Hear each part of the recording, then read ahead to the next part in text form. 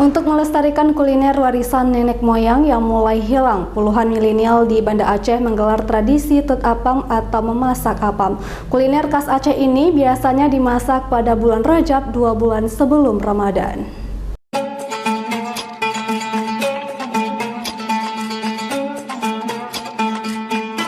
Kuliner apam ini sangat mudah dijumpai pada bulan Rajab atau Sya'ban karena bagi masyarakat Aceh, memasak apam dan menyantapnya bersama-sama juga sudah menjadi tradisi turun-temurun.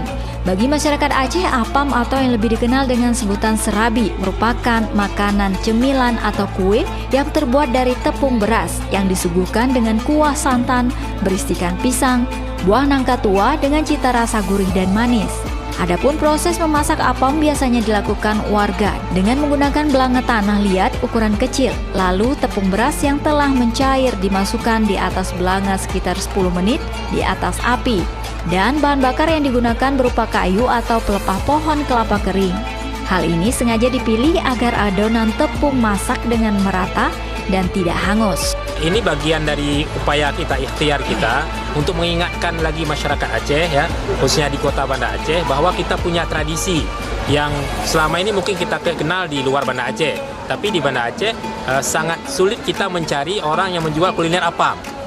Salah satu penikmat apam Aceh, Zakia, menyebutkan sensasi menikmati kuliner apam memiliki kenikmatan tersendiri karena cita rasa yang gurih dan nikmat. Rasanya nikmat banget, nggak bisa diungkapkan seperti kata-kata. Kayaknya kalau misalnya yang cobain yang awal-awal pasti ketagihan. Tut apam atau memasak apam merupakan salah satu tradisi yang sudah mengakar dan memiliki nilai filosofi yang sangat mendalam bagi masyarakat Aceh, baik dari perspektif agama maupun secara sosial budaya. Dari Banda Aceh, Syukri Sarifuddin, iNews melaporkan.